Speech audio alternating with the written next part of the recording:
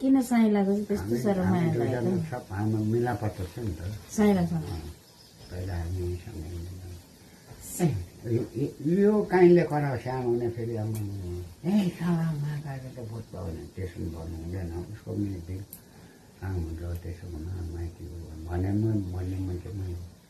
भनिमायो देवाको हावा सबै उसको पनि त रास्ता हुन्छ उसले पनि कमाउने मौका हुन्छ त्यसो भन्नु हुँदैन भन्ने मान्छे भनेको थियो आमा कम्ती कराउँछ त्यो त आमामा ऊ हुन त त्यस्तै अलर मात्रै हो नि त ऊ अब अलमलै बस्यो त्यो कराएको भनेको कराएको होइन खानापिना बनाउनु छैन अर्थी उपदेश अनि घुम्नु यताउता घुम्नु आयो फेरि त्यही ड्राइभरसँग मिलै जान्छ फेरि यस्तो खान्छु नि म अलिकति हराउन घुम्नु त्यसले गर्दा त्यस्तो तामाङको त बेसी आउँछ होइन ल बेसी हाम्रो 400 उसको 1000 थिएन 1000मा सबै कम्प्लिट 1000 मात्रै पाउँछ अहिले काटिदियो सबै त्यो यति बेसी कम्ती काट्यो भनेपछि सबैको 1000 सबैले एक नास सबैको बराबर म त 400 बसिरहेको तामाङको त 1000 आउँथ्यो नि त 3 महिनामा म गयो भने कति हुन्छ 3 महिना 4 3 1200 अझै के गर्नु है अहिले दुःख कति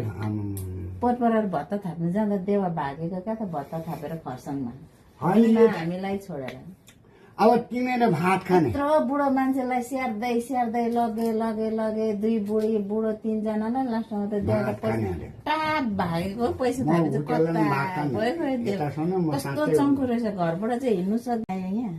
विमल गुरुङ राजा विष्ट अनि थापा उडाउने प्लान हुँदैछ तपाईँहरूको पनि अब नदिन अन्त यो फेरि टिएमसी आउँदैछ फेरि तपाईँको भत्ता बढाइदियो अरे भन्दै थियो त टिएमसी आउँदैछ कति बढाइदियो कि बन्द भयो देखो 2 वर्ष बन्द भयो के मरेछ न के दियो नि 2 वर्ष को आएर बनाइदियो फेरि पुष्कर आएर बनाइदियो को ललित प्रधान उसको कन्नसम्म माथि द्वारे भन्यो नि द्वारे सरकार भन्छ नि यहाँ थिएन अनि द्वारे सरकार कसले लिएको पुष्करले लिएको होइन यहाँ पुष्कर सन्ध्या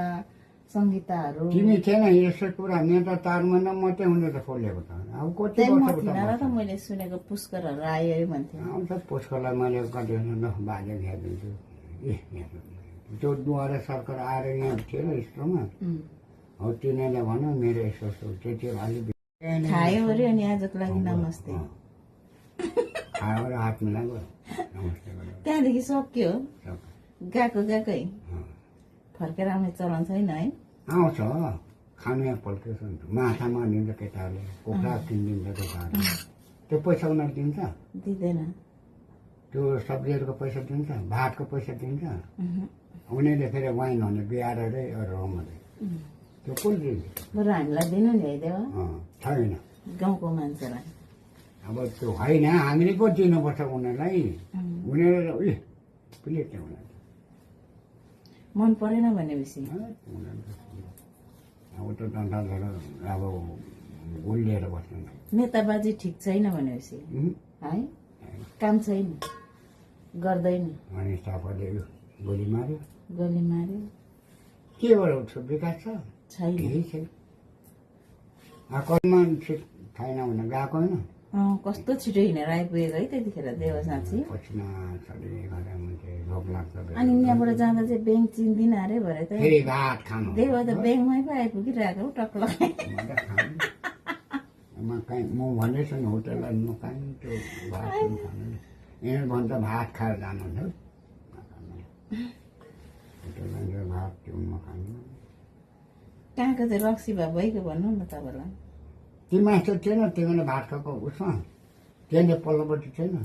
जाँडसी खानेले फेरि दोकान कहाँबाट चिनेको हुन्छ कि मलाई अचम्म तिमीले यता होटेलमा बस्यो कहिले नगएको मान्छेले पनि जाँडसी दोकान अनि त्यो माछा दोकान